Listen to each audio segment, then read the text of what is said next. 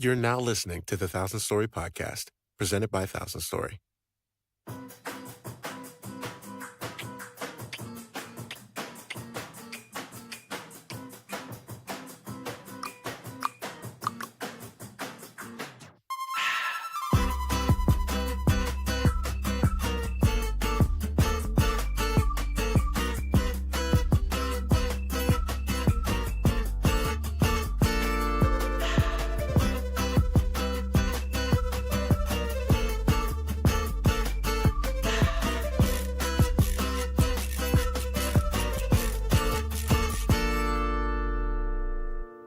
Welcome back to the Thousand Story Podcast. What's going on?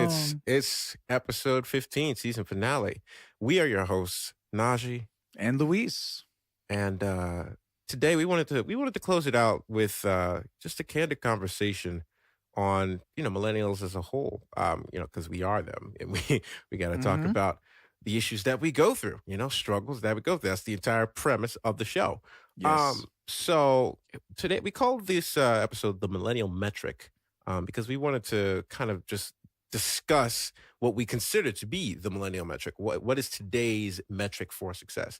And for me, at least in my case, I feel that it is happiness. I feel that we prioritize happiness a lot more, and for reasons which we'll go into momentarily. But I overall feel like that the new standard of success, or personal success at least, is happiness. And what's your take on that, Luis? Yeah, I think for most of us millennials, that's starting to become very, very true. I mean, when you look at in my own life, I've seen friends or family members, like people who are very, very close to me.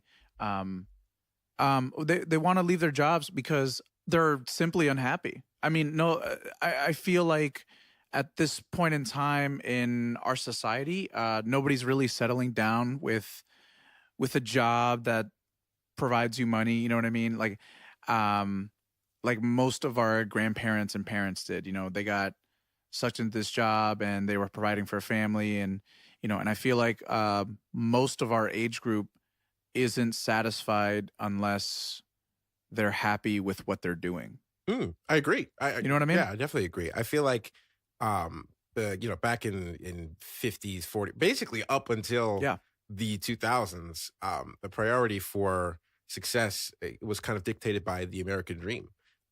Exactly. And that was, get to America, give yourself an opportunity, make a bunch of money to provide for your family. Get the white picket fence, the dog, the 3 children, or 3.5 children, right? Yeah. And that American dream has kind of obviously over time changed, but to the point where it's almost a complete shadow of what it originally was. Not that it was better or anything back then, but it's just a completely different perspective on what we consider the American dream now. Not that we didn't prioritize happiness back then, but we prioritized it in a different way. We had a different definition of happiness, I think. Right. Happiness was stability. Yeah, happiness was stability, safeness, and comfort. Yeah, and familial, and it was your happiness derived from being able to provide for others, or provide the right. Kind of like objective safety for others and yourself, I guess. But nowadays, happiness has been allowed to take a more subjective and personal meaning, and coupled with the fact that I guess we've gotten more narcissistic as we come along. Not that that's necessarily a bad thing, but we've just become more focused on the self and prioritizing on the self. As time has come along, because we've been able to. We've been able to do that in our society, with women's rights becoming more more a thing, between that, as it should be, right? Exactly. Between so many things being opened up, gay and lesbian rights, LGBT rights, Black rights, right. Everything has been opened up to allow for the individual. And nowadays, we don't have to kind of sift through all of the objective shoulds, and we can now actually focus on the what we want. And as a result, it's kind of just exposed us to how unhappy the previous system has made us. And that's a shame, because like you would think, I would hope that my grandparents were happy, but again, they had a whole different definition. Yeah, and that's the thing is like most of our grandparents probably were happy, and they were happy because they had a job and it was a good job and they were able to provide, and they had different ideals really, Mm, work hard, and provide for your family, and now those ideals are shifting, especially because, most of our, at least, I don't know, I don't want to say most of our parents, but at least my parents, um, they were starting their family in the 20s. Whereas now, like I'm in my 20s and that's not something that I'm even considering until I am in my 30s, right. and it means that, instead of in my 20s figuring out what I need to do and just getting a job and getting, it starting a career for myself, right? Yeah. Um it's now I'm able to like experiment a little bit more with what makes me happy and what I want to wake up and do every single day. Because another thing that I found, because I've been through many jobs, Hmm. right? Like I've told you about it. I was an account executive for a company. I did social media. I was like on the radio as a host. I've Yeah. done a bunch of different things, and I just was never I was never satisfied, and I felt like I just never put my everything into what I was doing. Hmm.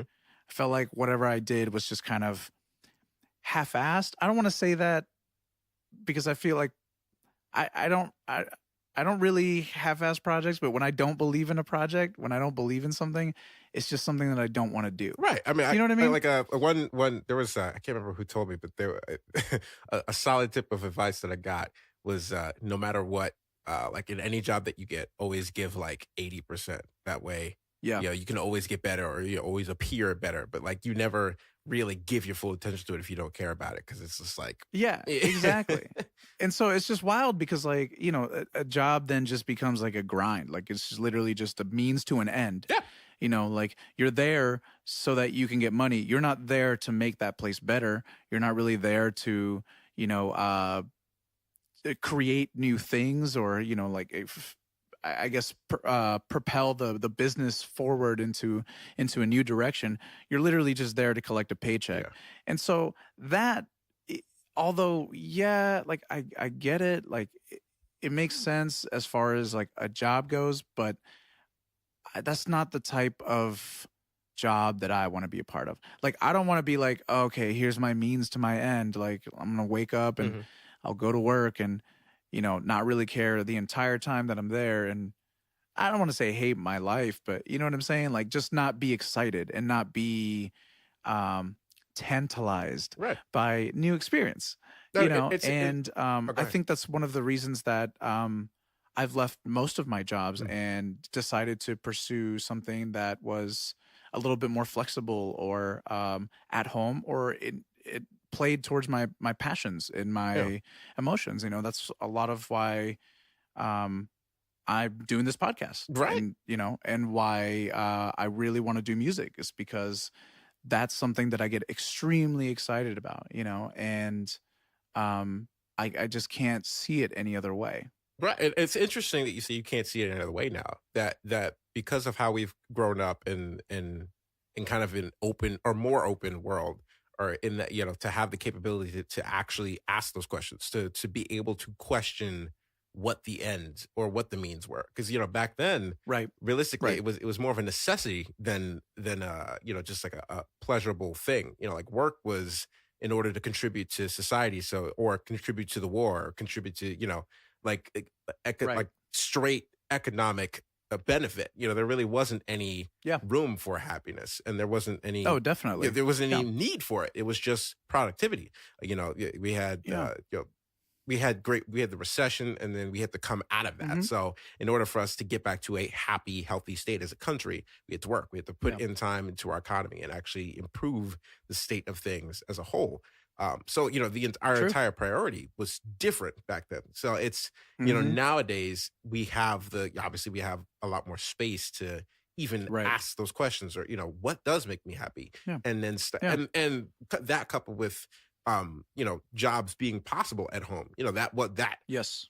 wasn't even a thing. That wasn't a thing. No. Yeah. We still had, door salesmen, people having to go around and, be, I'm not going to say Jehovah's Witnesses, but, basically go and, just knock on doors consistently and like actually do the footwork constantly. And that wasn't like, somebody Yeah. like that was the option. That was the only thing they had. If you're going to be a salesman, you had to go into Yep. people's neighborhoods and like go and knock on doors. You Yep. couldn't send And anyone. homes. Yeah. You couldn't text people. You couldn't mass market Yeah. anything, or like at least to that extent and that capability. Mm-hmm. So we have so much more capability, so much more possibility.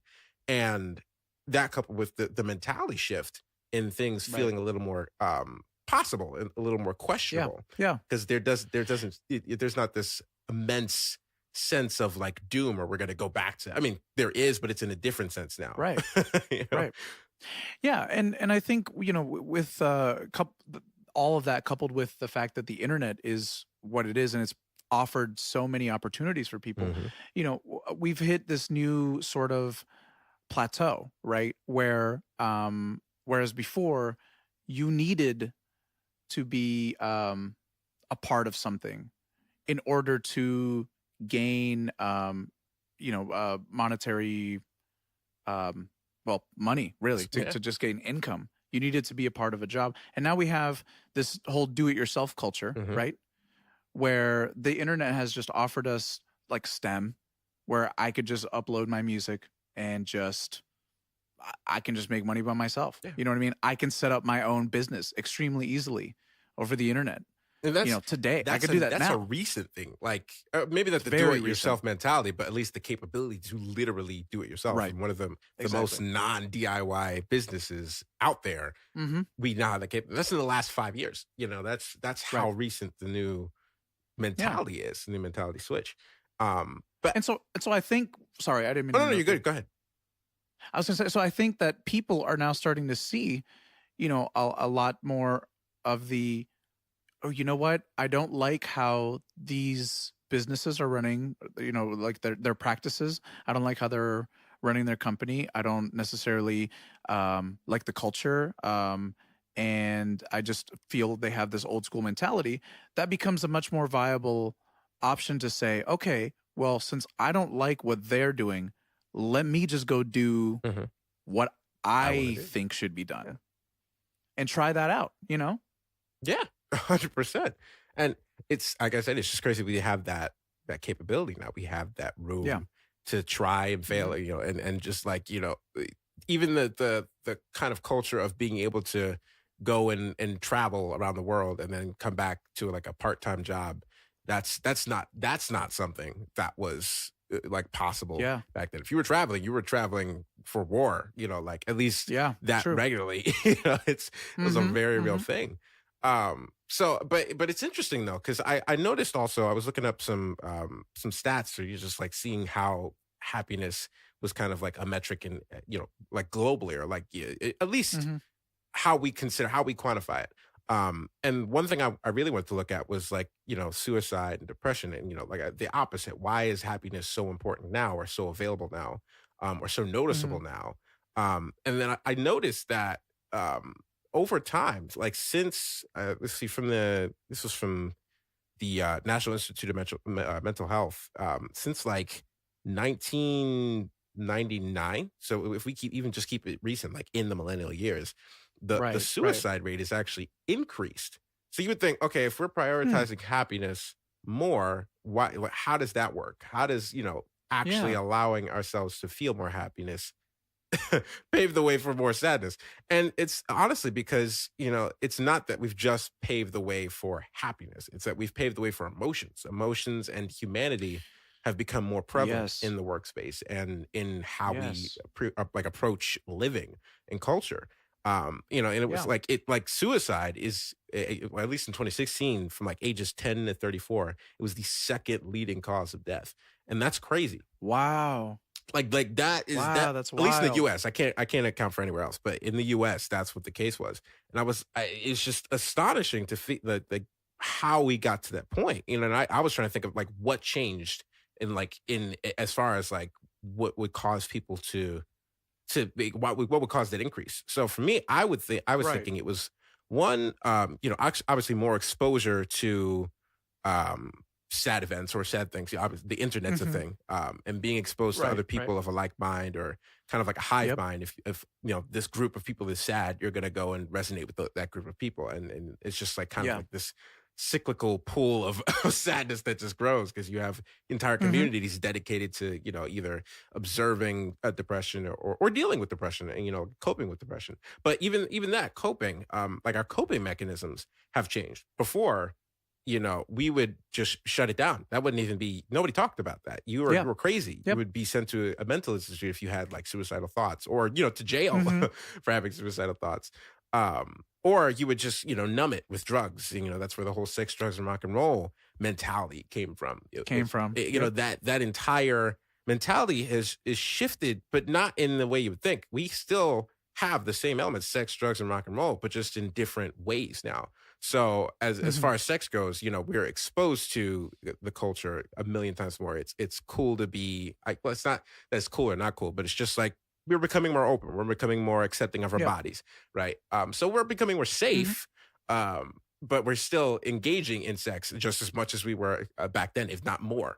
And we're exposing ourselves to those Right. emotions and the whole gamut of just emotional progression that comes with that. Then you have drugs, instead of, we still have plenty of drugs, like plenty of them, but Yeah. Oh we've yeah. we've added now digital drugs, so we have the internet again. That's a thing, because in the internet, That's Instagram, so Facebook real. That is plays on our so dopamine real. levels. Absolutely. And Yeah. yeah, as far as rock and roll, we've shifted. The new rock and roll stars are hip hop stars.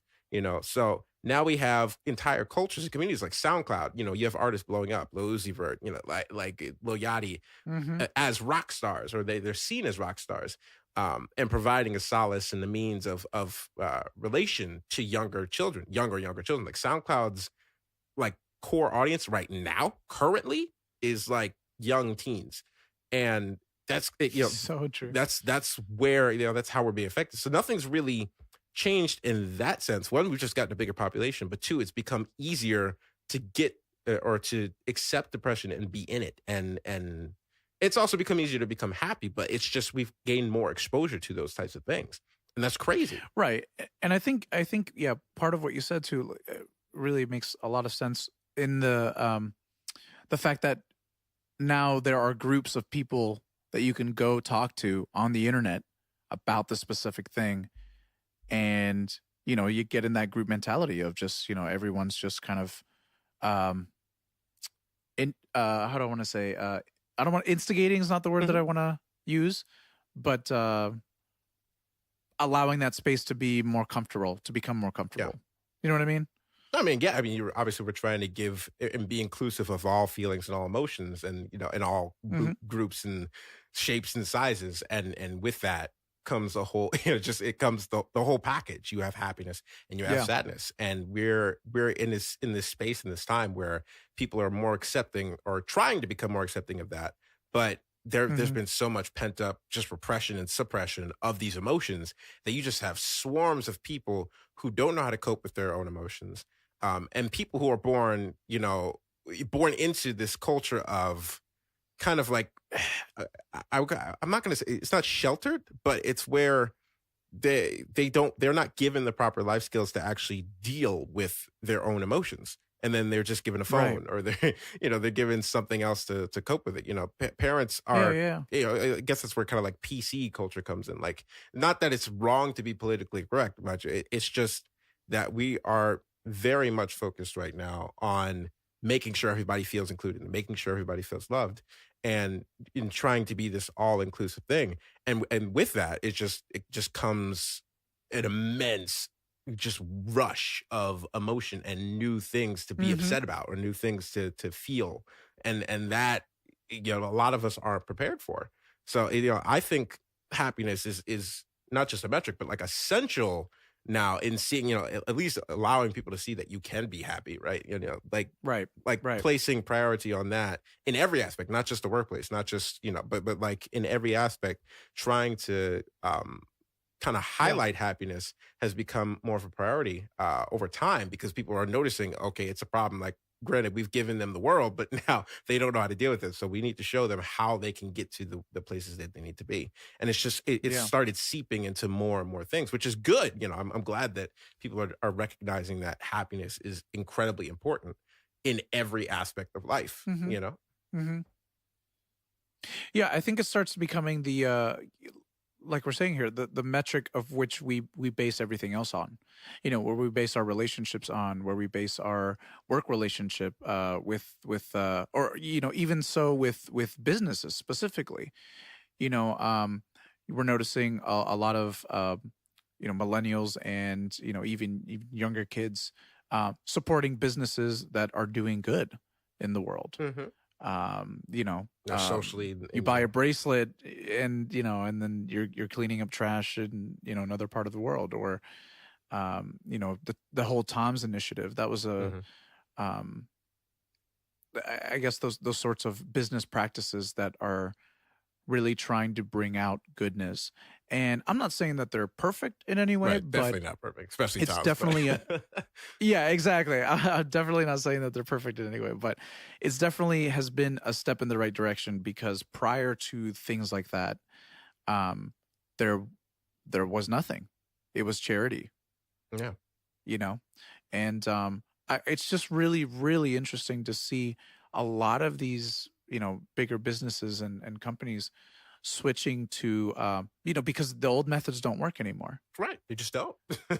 They don't. You They can't tell just somebody don't. just Yeah, turn it off, do your work. Like that's not gonna work. They're gonna leave. You're gonna lose your business. exactly, You'll be exactly. reviewed badly. You'll be like Yeah. shut. Like things will happen. There are consequences to Oh businesses' yeah. actions now, and people have feelings. People have them. 1,000%. That's just how Yeah. things are now. And I'm Oh, just I I'm mean, really glad about it.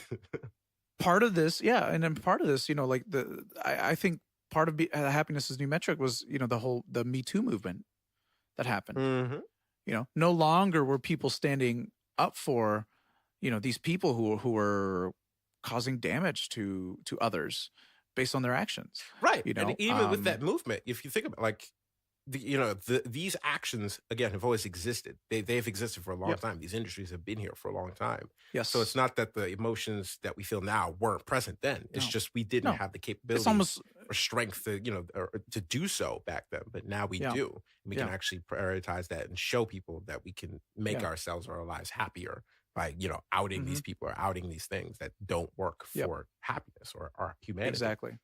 Yeah. It's like all of these institutionalized, feelings and emotions that we had about specific things, like, oh, a specific thing happened. Don't talk about it. Right. It'll ruin your career. You know what I mean? That was definitely extremely institutionalized, especially for women, you Mm. know? Um, and now the fact that we're able to bring it to light and to talk about it just goes to show that we're not putting up with the way things used to be. We really are prioritizing happiness, um, in wellness in life in general as a collective. So much that it's actually seeping into industry and business and all the rest. Mm. Yeah. Yeah.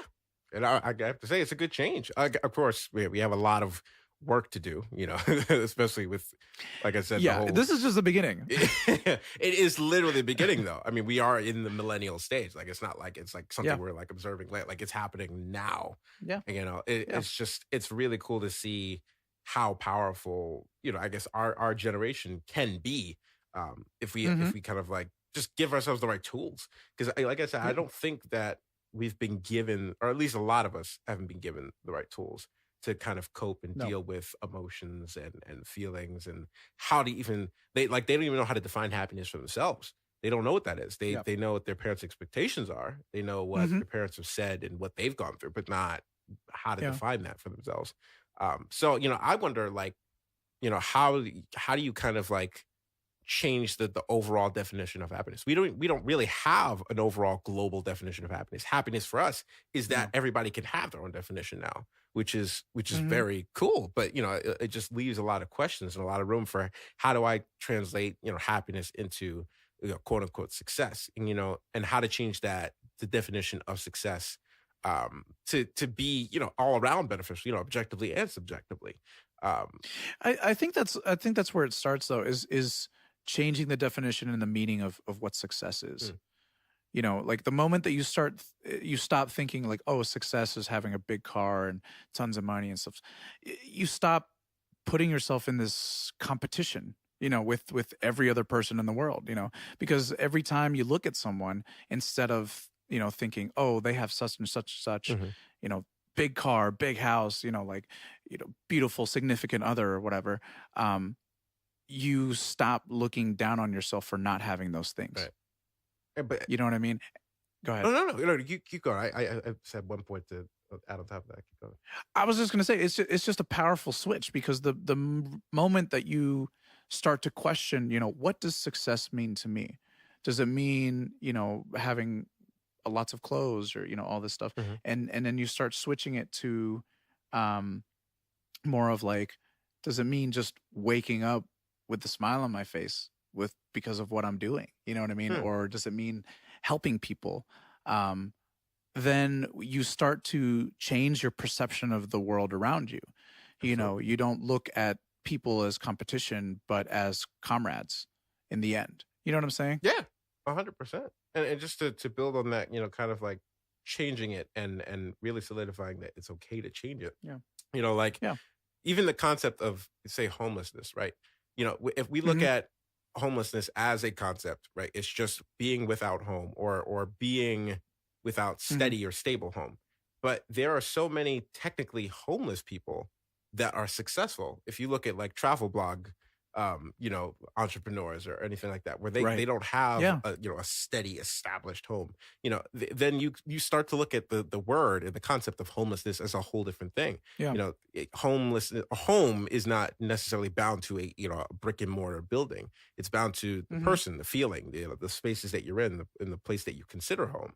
And Right.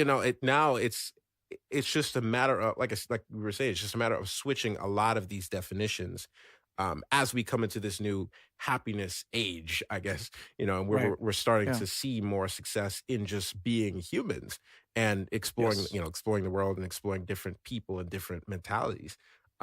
I just think it just behooves us to word of the Behooves. podcast, behooves. There it is. It really it really benefits us to just look at all the definitions that we currently subscribe to and see, what we can change, how we can make Yeah. them more Yeah. prioritized towards happiness instead of what, it's supposed to be or what it was. Yeah. Yeah, no, I think my own personal belief, like a lot of things really come down to like interpersonal relationships and how you view interpersonal relationships. The fact that I feel like I've been reading this book, and it's just been changing my mentality on the way that I view the way that life the way that I view life, and the way that things have happened to me, and how I talk about those things. And it's just been really interesting. It's been an interesting switch for me, because like uh before I feel like I used to say things like, um oh, like this thing happened to me and it's affected me to this day, Mhm. you know, and I'm still getting over it and all this stuff. And that's why I can't do this thing. Right. I can't do, you know what I mean? Like A happened to me, therefore B is affected Right. and causing me, you know, like to be shy or around people or whatever. Mhm. That's a very loose hypothetical way of explaining this. But so I've just been kind of looking at like all of the like, I guess, so trauma, so to Mhm. speak, that has happened in my life. And um I've realized that I've used certain things to with a goal in mind, Hmm. right? So I'm starting to say things like, you know, like, oh, you know, my parents got divorced, and that's why I have a difficult time in relationships committing. Mhm. You know what I mean? And I think what it comes down to is not necessarily that I have um, an issue committing in relationships. It's perhaps that before I didn't want to commit in relationships. So I would use the trauma as an excuse Mm. to create this, to achieve my goal, which was non-committalness, right? Right. if that's even a word. No, no, yeah, that Um, makes sense. yeah. So it's really interesting because I've just been switching my mentality to use less of my trauma. I know this is getting way deeper into the just happiness No, as a whole, but I've been um, resolving my trauma based on the goals that I want to have. interesting. You know what I'm saying? So So yeah. So switching your goals essentially from avoidance or um, like just preventance of something. Switching right, to actually what you exactly, want has been a tool to exactly. help you actually Like achieve what. like one of the biggest things that I've been dealing with, and because we live together, but has been saying like, oh, I can't work on music or I can't release music right now just because like I'm really busy with all of these other things. Mhm. That's not necessarily true. You know what I'm saying? Like my goal is like to put myself in this position of if I could do it if I did it, you know Mhm. what I mean? But I'm not allowing myself to achieve that said goal because perhaps of a fear of releasing music and people not liking it Right, or it failing. You know what I'm and saying? that's a real thing. That's a It very real is, thing. yeah. I guess Yeah, so it's just go ahead. no, yeah, it's just looking at, I guess the tools that we can use as millennials today, just to kind of close it up here, is that, yes, we have happiness as more of a metric. Yes, we have all these other emotions, depression, anxiety, Mhm. anger, all of these things to deal with. But, the tools that we have around us are just a plenty. One of obviously like books or ourselves, Yeah. like being able to utilize the newfound, I guess, selfishness that we kind of Mhm. live in, and really allowing ourselves to look in and not being scared of Yeah. what we see or what we actually want or what we fear, Yeah. and just kind of like observing them, being able Yeah. to, we have the moment now and the time and the resources to be able to actually observe our emotions. So Yeah. I definitely recommend for anybody listening to do that every now and then, whether it's through meditation or just a therapist or self therapy, whatever the case may be. um if you want to enjoy the happiness that we have available to us now, help yourself work through those emotions by, actually utilizing the tools that we have available. Like I said, Yeah. therapy, whether that's medical therapy, whether that's chemical therapy, if you need, I Yeah. guess, weed or something to kind of put yourself in a mind state, we have that capability now. It's, people Yeah. know that, It's able now. it's literally there. I'm not saying just go smoke your problems away. I'm saying that to look at everything that we have in our arsenals now. We have so much Yeah. available, and happiness is available because of that. Yeah. I think one of the strongest things too, just a last thing to say, but is choice, really. And being self-aware that you have a choice. Hmm. I think that's for me, that's been the biggest thing. It's just knowing that, this doesn't necessarily have to affect me if I don't want it to. Right. And that's You know? some people can't make that choice yet. Granted, I get it. Yeah. So True. that True. takes time, but we all do have the capability to make choices. Whether or Hmm. not we can access some of those choices is another story. But there are infinitely more choices available now. So it's a very, very just vibrant and positive time. So it's a good thing that happiness is the new metric. But Yeah.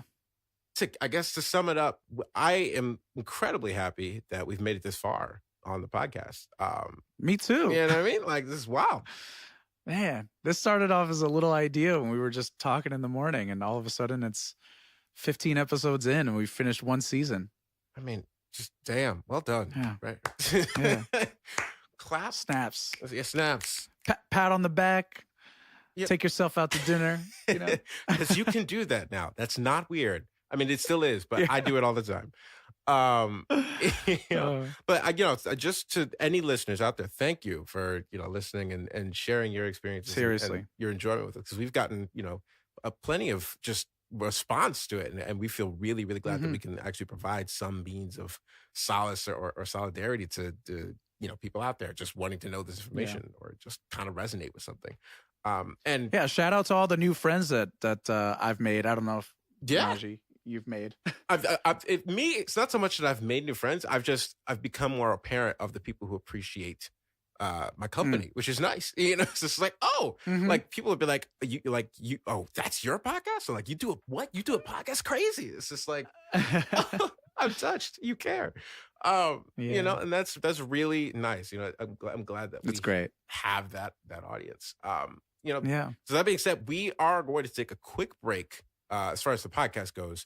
And we'll be resuming because there's just a lot of stuff that Louise and I have planned up, and we got to be able to prioritize it and actually put it out so people can listen to it and share it positively, and not kind of take away from the podcast itself. But we'll be coming back in the winter time, probably around like November, December-ish, and we'll in the meantime, I'll probably be doing myself maybe like occasional like 5 or 10 minute little mini episodes, just like observations from travels. I don't know. We'll see. But there'll definitely be some fun space to play with during the summer and fall. But until and if you have any ideas for us to talk about next season, I mean, don't hesitate. Yes, let us, please.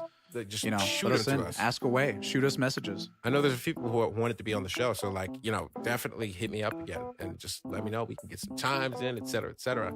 But until then, first of all, if you want to do so, definitely hit us up on the website at thousandstory.co/contact, or via Instagram or Twitter, like you guys have been doing, at thousandstory_. That's again the actual underscore, not the word underscore. And if you want to hit us up individually, myself or Louise, you can hit me up on Instagram and Twitter at Mr. Naji Boy. That's MrNajiBoy. And you can hit me up on Instagram at El Pontillo. That's LPONTILLO. And still working on it on Twitter still at Luis Pontillo. At LUIS. Yeah. That's LUISPONTILLO. I think this is gonna be the running bit. You know what I mean, for the rest of our time. Like, will I ever get that Twitter handle? If we ever get the Twitter handle, I want to interview that guy. Just be like, what took you so damn long? Oh, that would be hilarious. But, I'm sure we'd have to do it in Spanish because or Portuguese. I think he's Brazilian. Oh, Portuguese, even better. Special Portuguese episode for our Brazilian our 3 Brazilian fans out there. Shout out to y'all though. Maybe it's him. Maybe he's listening. He's one of them. Maybe he's listening right now. We see you. Oh, that would be the greatest.